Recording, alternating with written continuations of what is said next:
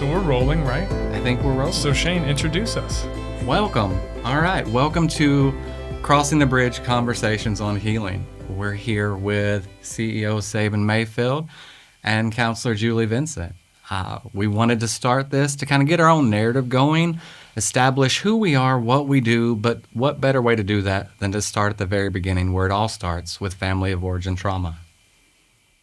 And who better to do that than you, Julie? Okay. Right. One thing Shane did leave out that I think is important to mention about doing this is there's a lot of people who like to speak on the bridge, but the bridge is never spoken on itself and what makes us unique. And Fair enough. Getting our story out there and being in control of our narrative so that we can share with people from the horse's mouth, which seems fitting since you do equine. I do equine. Horse pun intended. Horse pun, yes. So do you have questions for me, or do you want me to just talk about family of origin trauma and tell you what I know? You know what? We've got both. So I didn't prepare anything. I was waiting to be prompted. We're going to do both. Okay. Why don't we start out with you just telling us, in your estimation, what is family of origin trauma? So family of origin trauma is going to be trauma that happens within your family. And so when we talk about family of origin, we typically mean the people coming and going from your home as you're a child. So for some people, it is simply parents and siblings. For some people, it's just parents if they grew up as an only child. Depending on the dynamic of your family, that could be grandparents, aunts and uncles, cousins, but like the inner workings of your immediate family. That is going to be family of origin. Family of origin trauma can be so broad. We're to like at one extreme, the worst of the worst, physical abuse, sexual abuse. At the other end of the extreme, more subtle offenses that add up and become just compounded. And it's so much harder to identify those, because a lot of people just assume that trauma is violent and bloody, that it is physical abuse. It is welts and cuts and bruises and sexual violations. It doesn't have to look like that for it to register as traumatic. And every individual is different. Every home is different. Every environment is different. There are other factors that influence how you experience it. So again, it's really broad. And what we try to do in phase one, what I try to do in phase one, is present it as broadly as possible so everybody can kind of find where they fit and start to get honest about what happened to me. So it incorporates all of that, not just the overt offenses, but also absolutely neglect, right? Yes. And again, it's the subtle stuff that is so hard to see and so hard for clients to just get honest about, right? Because my stuff wasn't that bad. Well, you can say that, but if you've ended up in the woods in Kentucky, if you've ended up at the Bridge to Recovery, something has gone sideways. And Right. We've got to go back and let's see the setup. And what I tell every group, we are not trying to paint your childhood as abusive or bad, but let's take one step back and look at it with a little bit of objectivity. Not too far, because if we step too far back, we're disconnecting from it. But to step back just a little, to say, okay, let's get honest about what happened. Well, and that's the thing I think is really cool to point out, and the bridge is the first place that I heard it, is let's talk about not what's wrong, right. Not what's wrong with you, what happened to you. And my understanding, too, was that trauma was this big violent event. You know, the ideas of enmeshment and neglect and abandonment and the spectrum of abuse. You know, I was like, no, this if it's not newsworthy, right? If it's not front page abuse and violence and all of this, then it's not traumatic. If it's there's not trauma. literal scars, Right, you know, right. It doesn't count. That's not true. Yeah, that was. I mean, it was so mind blowing to me. And it's dangerous. Like, it's really dangerous how we can minimize stuff. again, when we compare it to the extremes, and my stuff wasn't that bad, and we can step back. Again, two things can be true at the same time. Yes, it wasn't as bad as what some people experience, but it still impacted you. And again, a lot of these death by 1,000 paper cuts, a lot, that stuff kills people because they're not willing to hold space for how impactful it was. But what do you think is, this is like an interesting concept to me, is when you talk to people about their past, right, or when they're struggling, everybody's like, I've read the books and I know it starts in childhood, right? Right. But why is it so easy to accept the concept that it started with family of origin, but not really understand what family of origin trauma is and like the depths of it, the impact, and how to really heal from it? Because it was easy for me to say just in one-on-one individual therapy, oh yeah, mom, dad, grandparents, this and that. And I knew it intellectually, but I hadn't ever been able to step back and look at it. Yeah. And really see it for what it was, which was essentially death by 1,000 cuts. Yeah, I think a lot of times it's about, it speaks to our identity. What does it say about me if I come from a bad family or a wounding or an abusive family? Like, what does that say about me? And people, we resist that. We just resist that. We don't want to get honest because it starts to impact our identity. And it doesn't have to. You don't have to take that on as part of your identity. I heard a client say the other day that she survived a complex birth as opposed to the story she had been told about nearly killing her mother and causing all this pain. Because the story that you nearly killed your mother in labor became part of her identity. Right? But when she could step back from it a little bit, that child had no responsibility in how they were born. But again, you hear these stories over and over again, and a child processing those stories is different than how an adult processes those stories. And so again, you're going to have to pause. You're going to have to step back. You're going to have to look at these stories and think about what you've been told and what you heard in that telling versus with a more mature mind now and better reasoning. Right. To hold space for that and to understand, okay, this doesn't have to be shaming for me. Right. Yeah. It seems like it's also really hard to admit the truths about your family of origin, especially when it's people that you love. Yeah. And still really care for. You can be like, oh, they've got their quirks, but yeah, and again, and doing those both of those things can be true simultaneously. Exactly. Speaking our truth about, I love this person, but I had needs that weren't met, and to let our family be imperfect and not make that solely defining of them. Right. And I think too, a lot of times it's like we had a safe parent and an unsafe parent. And so for some of us, there's a villain in our story that's a very clear villain. And the other person was the safe person. But when we step back, we start to see that the safe one, all this villain stuff happened on their watch. They didn't stop it. They didn't stop it. And so to come to terms with the safe parent, maybe, there's some accountability there that we need to say out loud. That can be just heartbreaking for some of us. And it is heartbreaking, but we can feel that and move through that and see everyone more clearly. But you got to have the compassion for yourself first to do your work. Then you can step back and say, all right, I get that this was the setup. I get that my parents were wounded. They did the best they could.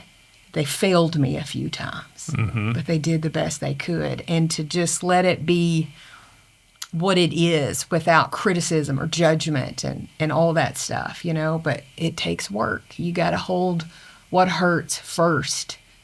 And that means putting putting yourself on the front burner for once and focusing on yourself and what you need to do. And kind of, I tell the clients, these people, a lot of the people in our lives that have hurt us are people that we love. Mm-hmm. And so while you're here, I just ask you to kind of set that on a shelf. Right? Set that on a shelf. Be selfish for a little while. Focus on yourself. When you leave here, you pick that up and take it with you. Yeah. But be selfish for a little while. I think that ties into the common misconception about family of origin trauma work, that it's all about blame and establishing who is responsible for this, when in reality, it's about taking accountability for my own life and where I'm at right now. You know, that happened, may not have been my fault, but it is, I have to do something with it now because it's having a tremendous impact on my life. What was that? It happened to me, now what? And it's over. Yeah. Oh, that's the part most people leave out. That's the part I've been leaving out. It's over. It's right. done. It's over. But the fact is, right, it happened to me and it's over. But it's never really over until we really hold space to deal with it. Yeah. Because what we end up doing is recreating it in different ways and in different relationships and in different environments. And we sabotage ourselves. And it's never really, we're still resentful about it. We still carry that energy. Well, as long as I'm carrying that energy about it, it's not over, right? To be truly at peace with the past, you got to do some work. Well, it was with you in phase 1 that I heard the concept of that redemption story, of constantly trying to recreate this to redeem the past hurt. But you're trying to control it now. You're picking the same players to the game and you're getting the same result and wondering what the hell's going wrong. Yeah. I mean, and I remember, you know, I think it was with you or maybe it was even with Deborah, and, you know, holding space and knowing that you love these people and admitting that they weren't who I needed them to be then. Yeah. That blew my mind. It's like, this doesn't have to be a broad brush of like, you know, you messed up then and so everything's screwed. You know, it's like, absolutely. Okay, this was a time, right? This was a time where my needs weren't met. And that's okay. And I can move forward and now meet my own needs. Right. But you have to acknowledge the needs weren't met. You have to acknowledge that when this happened, when this failed to happen, I felt, right?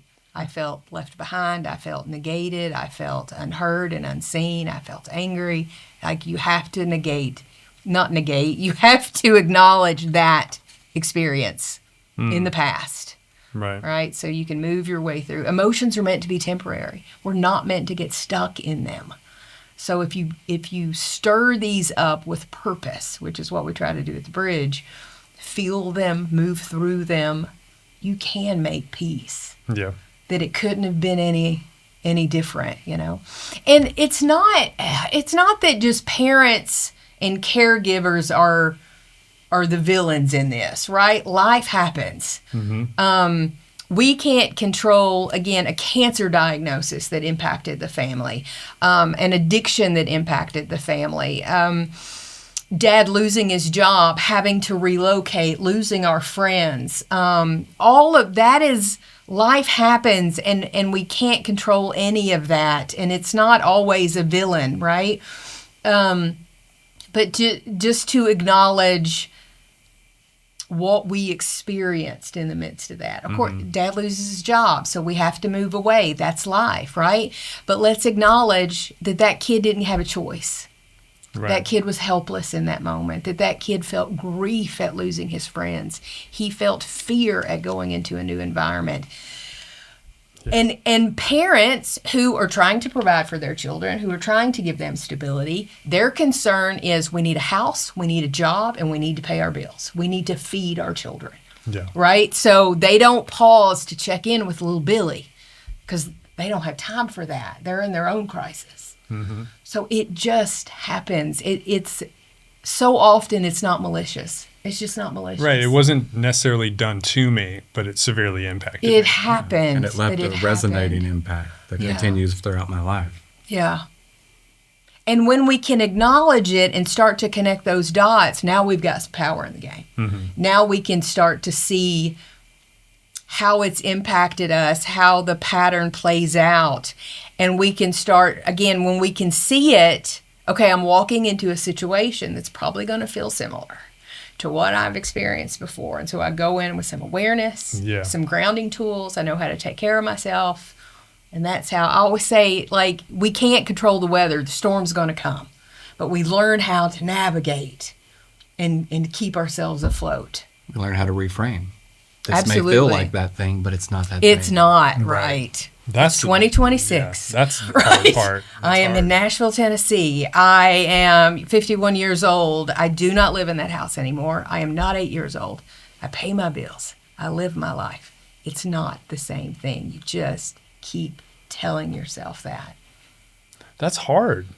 It's hard, right? It's really hard to accept that, like, I'm the loving parent on duty now. Yeah. There was something about it that seemed so unfair to me. Absolutely. That It is unfair. I really was like, no. You made this mess. I need you to clean it up.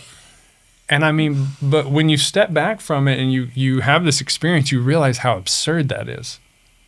Or at least for me, it became that way because I think it's natural to think that. Sure. Right? And it is unfair. But I was that we're constantly having to do the work, right? But I was constantly let down because it wasn't done the way I needed it to be done. Yeah. You know? And so I had to start taking responsibility for providing myself those needs. Yeah.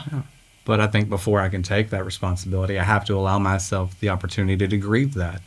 You know, grieving's not just the immediate thing that happened, but it's also the things that didn't happen. The affection, the attention, the affirmation I may not have received. Absolutely. I have to grieve those things as well. And that's, I think, with family of origin work, that's the stuff you don't realize it didn't happen. Right? That's some of the subtle stuff that you don't realize it didn't happen, because the world you grow up in is what your normal becomes. And oftentimes, not until clients come to the bridge do they realize exactly the levels of neglect, that they were never affirmed, that there were no hugs and kisses, that dad never said, I love you. Like, that is such a common thing for clients to just kind of be blown away because they've never paused to really hold space to look at it.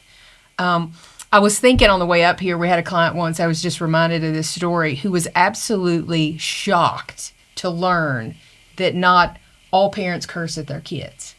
Like she was like, "Are you kidding me? Like, I'm shocked to hear that. Don't all parents curse at their children?" And we're like, no. Maybe again, around them, not at them. No, yes, not at them, around them.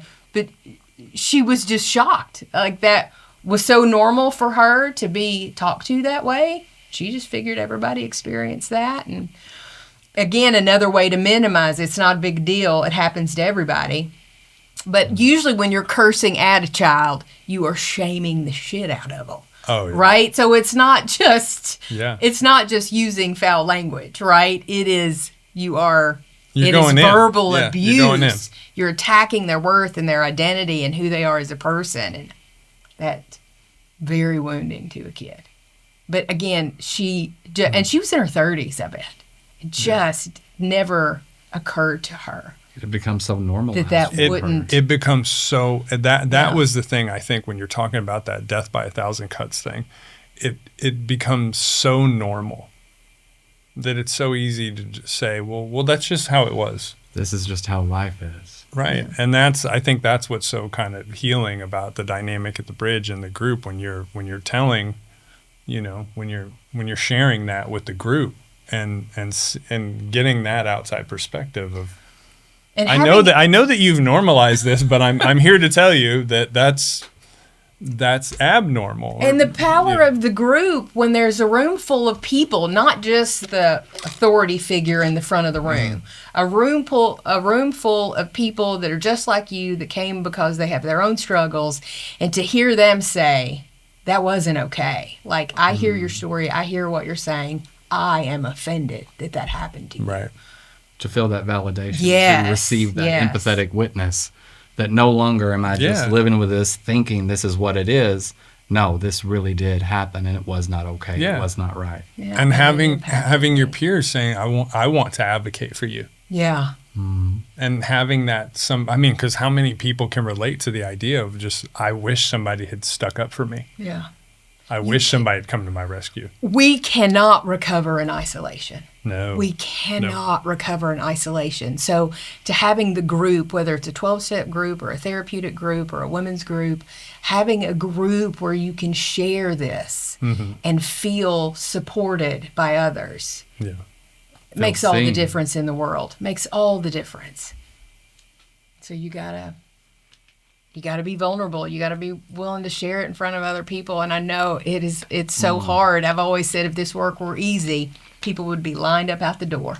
It is not easy. It is worth it. It is worth every second of it.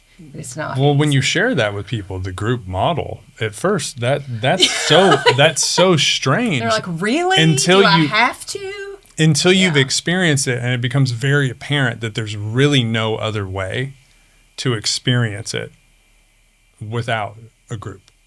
Yeah. I can't imagine. The group is so powerful. It elevates the ability of the work. One-on-one is great, but there's something about combining a group of people that have a similar story. It may not have the same features, but there's similarities that you're not even going to see until this guy you have nothing in connection with begins to share, and you think, I feel that too. Yeah. It's not just me. Yeah. It's not just me. It's not I'm broken or I'm wrong. It's like, holy crap. Touches that Other shame, people right? are experiencing this. Well, there's nothing wrong with me. Yeah, and that's interesting. I mean, with these cue cards, it's, you got a couple of these things. Who are you without your family role? Healing doesn't require your family to change. And I think that's such a hard part in admitting what occurred. Because then you're changing your entire world.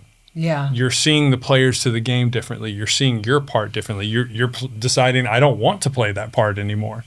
It can be a crisis of identity. What is this? I can relate to that. There's all kinds of family roles and different modalities, the scapegoat and the hero child and the mascot and different modalities that label all of this different. I was the funny one. And in recovery, they tell you have to do the opposite of what you've been doing, right? So I had to get serious. I had to get serious about my recovery and stop cracking jokes about it. And that was uncomfortable because people expect me to be the funny one. Right. A voice in my head that says that, whether people said that to me or not, that was the voice in my head. You have to be the funny one. You have to be the hero child. You have to be the one that helps everybody else. And that's what nearly killed us. And so your role in the family is going to have to shift. And you're going to have to set boundaries. And not everybody's going to be open to those boundaries. And there's conversations and sometimes hurt feelings, but you're also dealing with adults, and you have to let them experience their feelings. You have to let them experience that and let go of trying to control it. Trying to fix it. And trying to fix it and trying to, don't rock the boat. Keep everything at peace. Well, and I've read before that if you stay silent to keep the peace, whose peace are you keeping, right? Because you're not keeping your own peace. No. You're keeping their peace. So if you are knotted up inside, but you're keeping the peace, it's not working. It's not working for you. It's working for everybody else, right? Not for you. That's wild. That's wild. When you say it like that. To get stuck in these habituated survival strategies. To just keep replaying this over and over again throughout your life, at work, with your relationships, with your friends. We do what we know. Right. And we show up the same way in so many different relationships and environments. And a lot of times we see aspects of it, right? Oh, I know, I can see what that is. I can see this happening. But inside alone is not enough. Never really changes us. No. Not at all. Yeah, and when you can name it, and change that dynamic, it's like you can open up a new space to be more authentic. Absolutely. Which is the name of the game, because that's what we were talking about. When you're not addressing it, when you're trying to be the funny one, or you're trying to be the caretaker or the scapegoat, you're not being. It's self-abandonment. I'm just going to play this role as not to rock the apple cart, even though the apple cart is on one busted wheel on a cobblestone street with rotten apples falling all over the place. But I am going to defend this to the death and play this part perfectly, even though it's killing me and you're all insane. Yeah. Because it's Like- the only apple cart I know. Right. It's the only one I got. But that familiarity creates this false sense of safety. Yeah. Because at least I know. I know Right. what's going to happen. I know this predictability we have. If I do something different, I don't know what I'm stepping into, right? Because something different, it's unsteady, it's not stable. This over here might be toxic, but at least I know what it looks like. And I think people need to know that is because we come in with so much guilt and shame about how we've behaved. Yeah. Right? When it's in actuality, we're behaving this way because it's familiar. Mm-hmm. It's what we know, and it gives a sense of safety and control, and there's no surprises. Yes, it's painful, it's uncomfortable, but you know that playbook inside and out. Yeah. And it's terrifying to step into the unknown. And for a lot of people, all of those old behaviors, and I'm thinking control, codependency, perfectionism, they have been with them for so long. They don't understand that there's other people in the world who operate in a different way. They're like, what do you mean? Like, what do you mean you don't dictate, you don't control, you don't tell your family members what to do? What do you, like, what, it's just Right. a foreign language to them. They cannot, and I know I was one of these too. I'm like, this doesn't make any sense to me because all I ever knew was this. And I was telling somebody I was telling somebody recently, I'd never realized I had a choice. Like, I didn't know I had a choice not to go to a family function or not to participate in some event or not. Like, I grew up with expectations and obligations, and I didn't know I had a choice. Well, once I became grown, I did have a choice. It didn't feel like it. And really, I didn't. The thing, I have a choice, but there's going to be a ripple effect to that choice, right? Oh, Maybe yeah. other people won't be happy with me because of those choices, right? But you do have a choice, and it's going to be uncomfortable. Yeah. Until you get to a point to where you can live with a ripple effect. Yeah. This may not feel okay, but that's not on me. And have boundaries on board enough that you're not taking in what other people might be throwing at you because of your choices. That's a Leave big that one. outside my jelly jar. Yeah. Yeah. That's what the boundaries are for. Absolutely.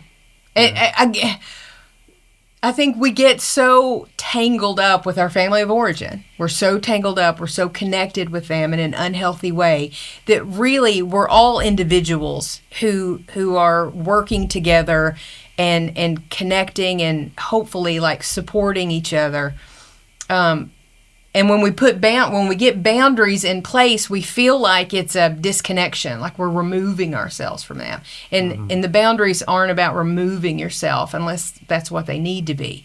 But to not be responsible for everybody. Not to be everybody. Right. If we all show up and we're all responsible for ourselves, how much easier would it be to just navigate the world? And when I say responsible means I can't always meet my own needs, but I can ask for what I need. And maybe there's someone around who's willing to support me, and they've got enough in their cup to give me because they've been filling their cup and taking care of themselves. Yeah.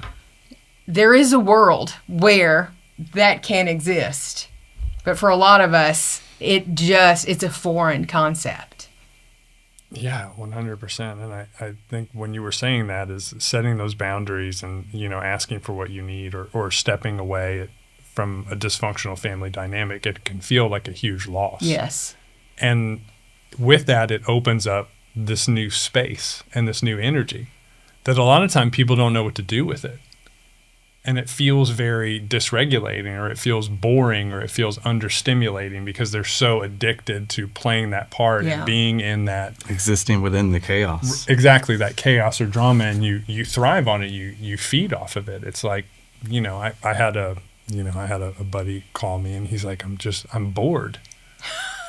I'm like, you're not bored. There's just no drama.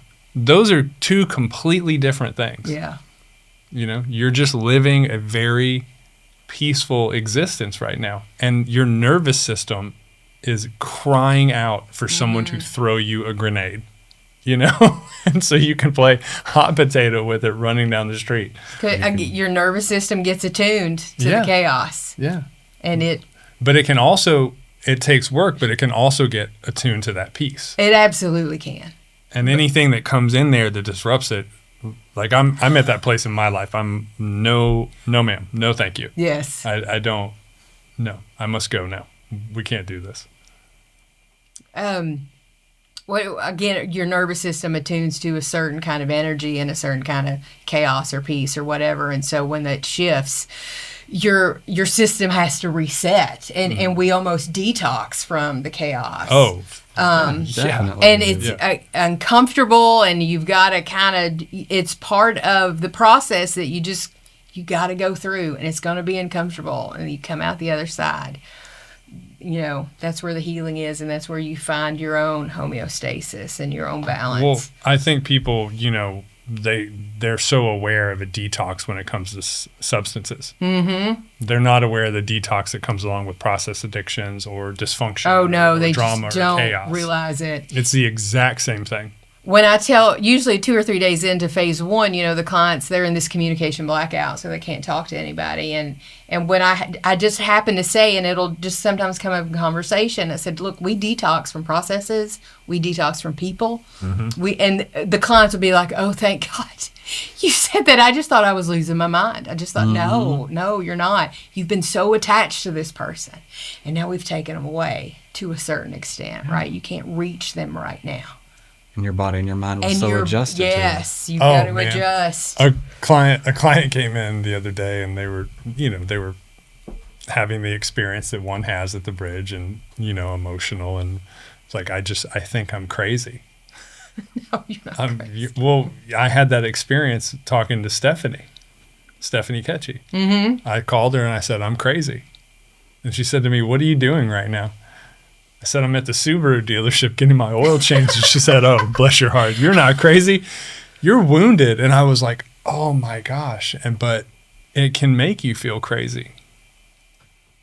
It's so overwhelming trying to get into that heart space that you're trying to process. Instead of just feeling it, which is very scary and overwhelming, you're trying to process it intellectually. And it becomes a war zone in there. And I think we need help and guidance on how to feel our feelings. And that is something that, very few of us actually get, right? It's okay to be angry. It's okay to feel that. It's okay to cry. Get it out of your system. Yell and scream and do all that. Feel and process and be sure and share this with somebody. Yeah. Whether you're talking to a friend or a therapist or a sibling, you've got to share it with somebody and kind of expose yourself, right? Mm-hmm. Expose what you're feeling. But otherwise, all of this is happening in our body, and we don't know what to do with it. Right. And it just stays stuck there. And it stays stuck, and then we think we're crazy. Mm-hmm. You're human, and you're just having feelings right now. That's it. Somebody to point out, no, this is humanity. Yes. This happens. You're feeling a lot right now, but it doesn't mean there's something wrong with you. Nothing. It just means you're trying to figure out what's going on, and you don't know how to. Yeah. Just like Stephanie pointed out, the wounding for you. For someone to point that out from the outside and allow me to gain their perspective for an instant, it can shift the way I see it. And then I can begin to look at it differently. Yeah. But you got to share it with somebody, right? You got to say it out loud to somebody to be able to hear that perspective. Because when we keep it inside, right, it spins and it keeps spinning and it gets bigger and bigger and bigger. It grows. Until we can, get it out of ourselves by sharing it with somebody. Right.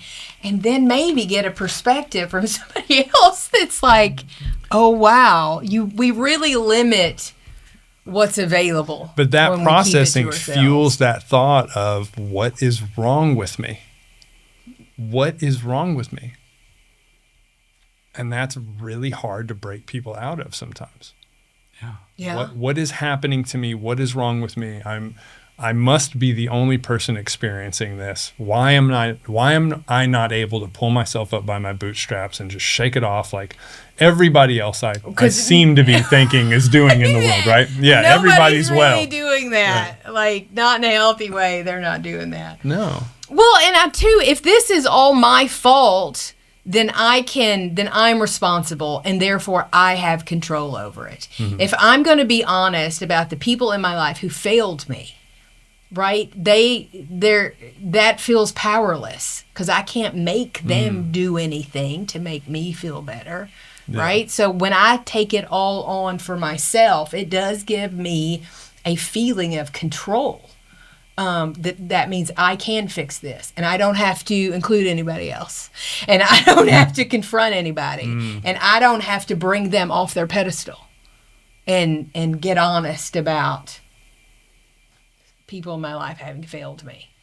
If I can do it, again, it's another way to try to recover in isolation, and it just doesn't work.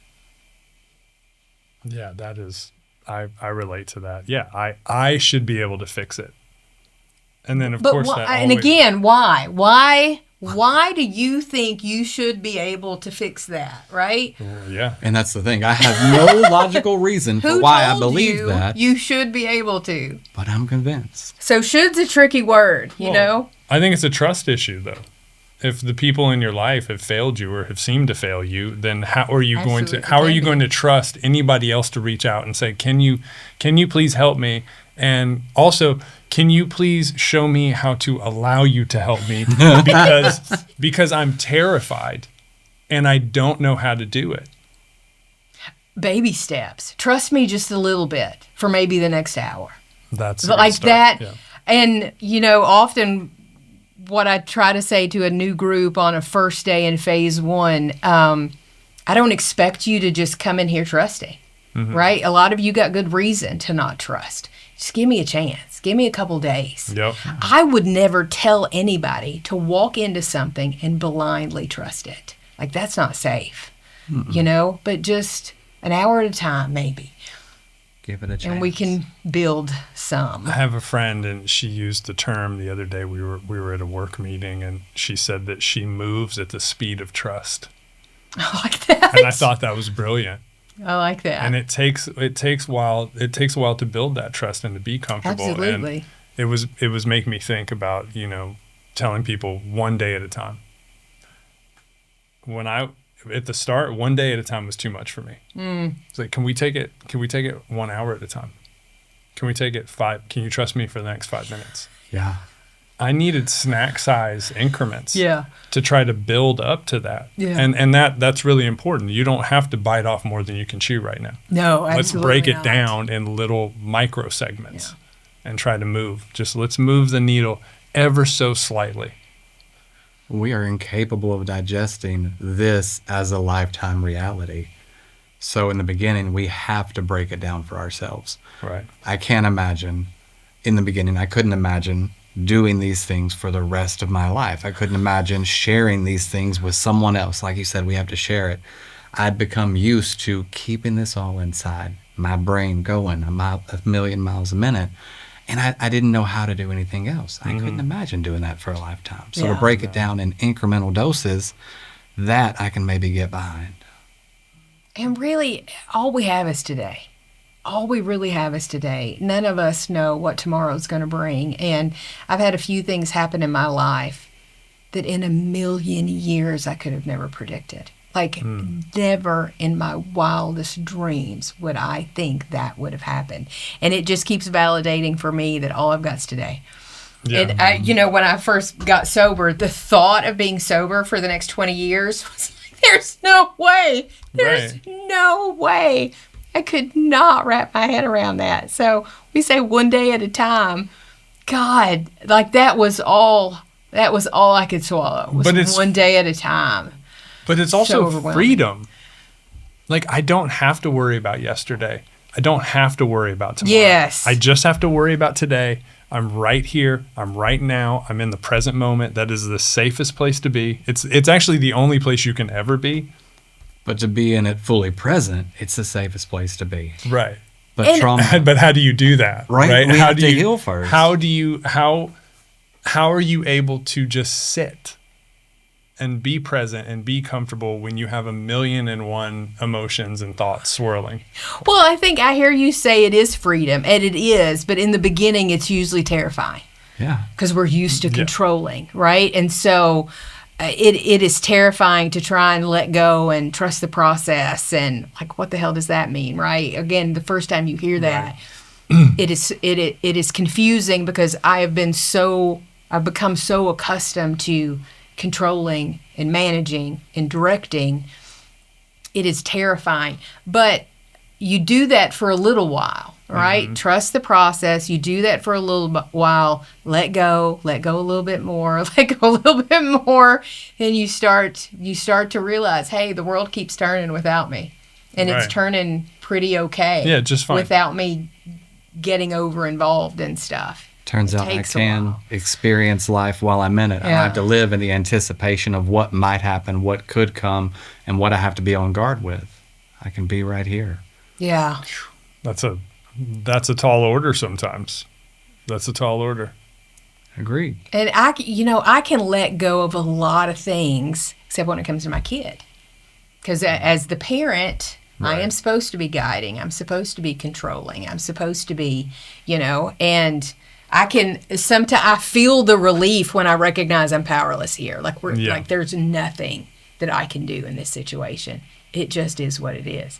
But when it's my kid, that's when my stuff gets all stirred up and I'm, overcompensating. Yeah. And usually making things worse before it's all over. But when you felt out of control for so long, for anybody, the only answer to that is to try to control.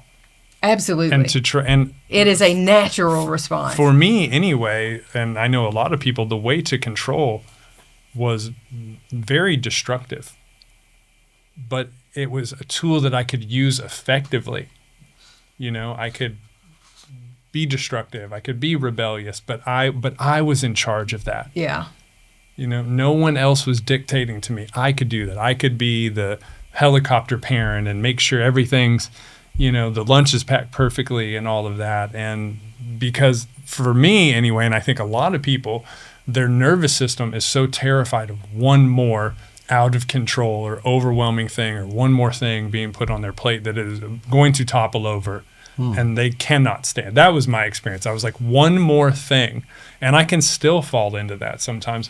One more thing is going to just do me in. And I have to try to be prepared to avoid it. It's like, well, that's impossible. Life's always happening. It's only when I think that I need to do something about it that I really get in trouble. It's like, no, I really just need to be right here today. Yeah. And I think it's the one more thing that we are terrified of. That usually it happens, right? It plays out, and then we crash, right? We bottomed out in some way, and then we realize I can't do this by myself. Like I'm going to have to ask for some help. But the irony of it, and you said earlier, is like there's a million things that have happened in my life that I could have never planned or anticipated. Yeah. But all of the things that I've planned and anticipated for have rarely ever happened at all. This terrible sense of impending calamity is rarely what I think it's going to be. Yeah. It shows up in another way, and then we bottom out, we crash, and there's almost a little relief sometimes, like that has happened, but now what? What do I do? Right. I had a client once challenge me on, sometimes I'm right. Sometimes it does play out. And my response was, a broken clock is right twice a day. Sometimes we are going to get it right. And unfortunately, that's just enough to keep feeding that's confirmation this desire to control. But again, it all comes from our childhood. There is a setup there. Again, so subtle. We don't see it.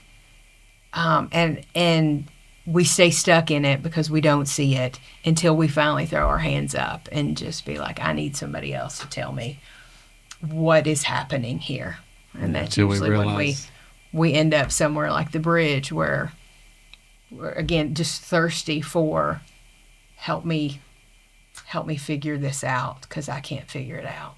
Where someone helps us to see that what worked really well for us then, it's not working so well anymore. No. What is it? The solutions to yesterday's problems become the problem, right. It yeah. kind of a crude analogy, but I think a new knife is really sharp, and the more you use it, the duller it gets. And that's what a lot of these tools that we have, they just don't work anymore. They're not as effective as they were in childhood, but we don't even recognize they're tools. This is just what I've always done. Right. Oh. So you have to, again, kind of let someone see that this was a survival strategy. This was born to an that served me 8-year-old well. kid or a 12-year-old kid, It served you well, but we need to put it down. Yeah. So much easier said than done. On paper, it sounds so simple. Well, but I think it's that's not. But I think that's the thing that's unique about the bridge, and I've talked to countless people about that. The group dynamic, but not only are you sharing this information with people, but you're giving them the opportunity to implement it in real time. Mm-hmm. Which is, if we're having a therapy session, we've got 50 minutes for you to give me all the things, and then say, okay, I'll see you in a week. Let me know how it went. Well, that's like putting a kid on a 2-wheel bicycle with no training wheels and just being like, look, well, you're going to want to steer and try to look forward and do. It's impossible. But if somebody it's gonna be hard, but you can do it. Exactly. But if somebody is guiding you through it in real time. Right. And the community. Okay, so we do work in the group room, and then the clients go out and they become part of this community. And that's where so much of this stuff shows up. In the group room, they can be really well behaved and yes ma'am and no ma'am and raise their hand when they ask questions and all that kind of stuff. But then when they're put in this environment where they're just socializing with people and talking with people, that's when so many of these behaviors show up. And because we've got an amazing staff that is so tuned into the community, they will start to see these patterns in the community. And we can, instead of sending somebody home for a week and say, see you next week, we can, in that moment, so what happened last night, right. with Billy? What was that confrontation about? And what do you think that, again, in the moment, what do you think that meant? Where do you think that came from? Yeah. Right? Who does Billy remind you of? Who does Billy remind you of? Well, I think, too, a lot of people think that your life has to be in complete shambles and crisis to come to the bridge and do that type of work, when in actuality, you might be marching along just fine, but it might be this kind of dull malaise that you're experiencing. Yeah. That could serve you until your dying day. But you might also want to have this same experience to really, really thrive and not feel like you're being, it's like the equivalent of walking around with a wet coat on. It's just, it's not got you on the floor, but it's certainly cumbersome. And we've had a lot of clients too that thrive is just the right word. They just feel stagnant. Mm-hmm. They've just been stagnant in their life. They've lost a purpose. They're looking for a purpose. And this work can really get them to hone in on who they are and what it is they need and how to move forward. I was taught early on in recovery that you don't have to take the elevator all the way to rock bottom. You can get off on any floor. Yeah.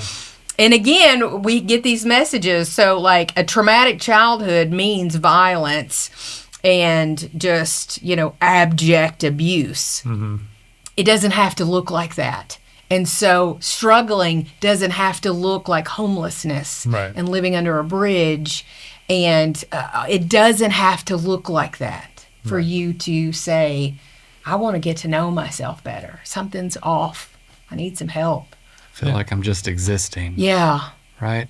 Carol Cannon said anything less than nurture is child abuse. Mm-hmm. And in the adult sense, anything less than thriving may not be truly fulfilling to me. I can feel that stagnation, and there's something I can do with it. Yeah. He's like the bridge Yoda. He's it's like anything less than wisdom nurturing all the time. You're right. And that seems like, when you say it like that, it's a no-brainer. Absolutely. Which I think gives context to some people when they're in the right place, that this wasn't all done to me, and the caretakers in my life were trying the best they could, with the tools I had. Right. They had at Yeah. the time. I got a lot of compassion and perspective on that for my own parent, and actually being a parent is, in some ways I improved upon the previous generation, but also I fell short. Did I ever do any of that maliciously? Of course not. Well, then it gives me perspective. Yeah. Most people are not doing it to me. They're just doing what they do. Just doing And that can be really unpleasant, frustrating. but it's not malicious. It's not because you are somebody that deserves to be bullied or mistreated or not nurtured or failing. It's like you said, sometimes they're so desperately trying to keep their head above water yeah. that they're spread so thin that any additional stressor can send them I can to relate, snap. yeah. Well, if you're, being a parent, being a single parent, especially, I know you and I are. It has challenges. There's a lot of upside to it, but I get to make all the decisions, but also I have to make all the I have all the responsibility Yeah. to take care and follow through with these decisions that we've made. Yeah. I mean, people are operating out of the playbook they have, right?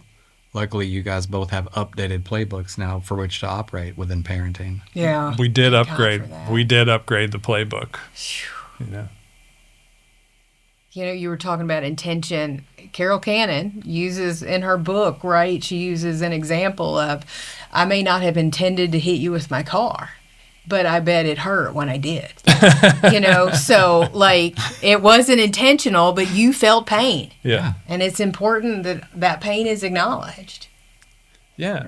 It doesn't have to be malicious. Another person I were talking about it is this expectation that somebody else is going to fix the hurt or apologize for the hurt. Right. And I shared the analogy with them is if I stab you and then I say, well, let me pay your doctor's bills, and by the way, I'm really sorry. Okay? That's great and that's wonderful. However, I still have to heal. I have to redress the wound. I have to take it easy. I have to get the stitches taken out. I'm responsible for everything healing related. Yeah. Going to the doctor, doing all this. You can try to make it better. You can apologize all you want, but the healing is my responsibility. And it's nice if you can get that.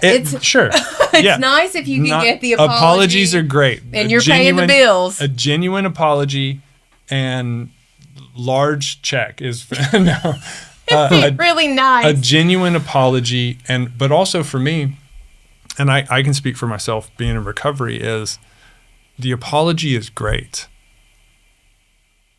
but the change of behavior is priceless.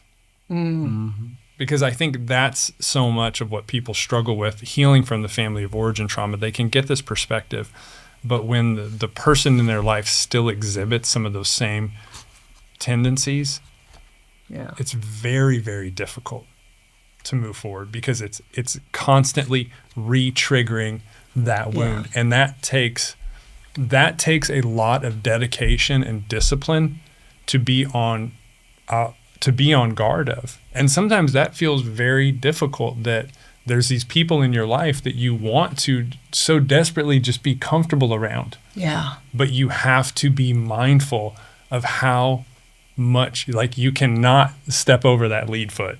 You cannot lead with the chin. And that's just an honest reality sometimes. And we have to grieve that in a way of there's certain things that I can't share with this person, or like my grandmother says, like, I just no longer go to the hardware store for milk. Right. Oh. Right. There's some people I have to love from a distance. Yeah. And that's okay.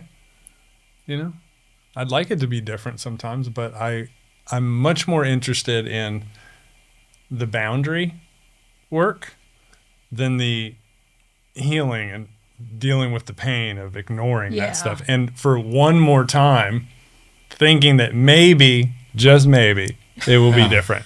An ounce of prevention is worth a pound of cure. Say that again. An ounce of prevention is worth a pound of cure. You started. text me that one too. I will. That's not originally me. It But doesn't matter. It doesn't matter. This is going to be the best quote book of all time. With the boundaries, right, I'd much rather do the boundary work than the healing work. But the fact is, the boundaries aren't going to work until you do the healing work. 1000%, I could set yes. boundaries all day, but until I believe I'm worthy of having them respected, Right. I'm going to get bulldozed over Yeah. and over and over again. Or even I may still have people like pushing my boundaries, but the boundaries are where I in a way I give you room to change your behavior. If you continue to talk to me like this, I'm leaving the conversation. Mm-hmm. So that gives the other person the choice, but then I have to follow through. I have to be the one to leave that conversation. And when we're the walking wounded, when we've not done this healing work, again, we're going to fail ourselves. Yeah. We're going to fail ourselves over and over and over again until we can love ourselves enough to say, I hate that I have to leave this conversation. I'm sad that I have to leave this conversation. But in order for me to take care of myself, I have to leave the conversation. But I have to believe I'm worth taking care of to leave the conversation, right? I mean, a boundary book's great and affordable. And like, here's $15, here's a boundary book. If it were that easy, right? If it were only that easy, just reading a boundary book. Well, I could build a fence, but unless I concrete it into the ground, like what, it's just going to fall over. Yeah, like you got to do this healing work, and I know it's so hard. If only, again, if only it were just easy, and it's not. It's worth it. It's just not easy. Yeah, it's not. So are you, Shane. Thank you, Julie. You're worth it. You guys are adorable. Well, Sabyn, you're worth it too. I was waiting for Shane to say that, but he dropped the ball. I thought it was implied. Well, he texts me every morning and reminds me. That's my morning text to him. Yeah. Well, guys, I think this has been a first great outing for us. Okay, good. I think it has. Yeah. Julie, thank you so much for being our inaugural guest here on You are Crossing very the Bridge. welcome. I appreciate and am humbled by the invitation. Thank you, guys. Have we been talking for an hour? Has it been an hour? Oh, my gosh. Yeah. Time flies when you're talking about trauma. Yeah. I'm just hearing my own voice. I could go all day. I did it for 2 weeks. It was fantastic. I loved it. Yeah. I did Changed my too. life. Yeah. Good times. Yeah. Good times. Yeah. Well, thank you. You can do it again. I might. You could sign up. I might. Can we go through together? You could be the CEO undercover. Undercover We'll get boss. you- Undercover boss. There you go. We're going to get you one of those glasses with the nose and the mustache. Thank you, guys. This has been great. Until next time. All right. Next time. Thank you.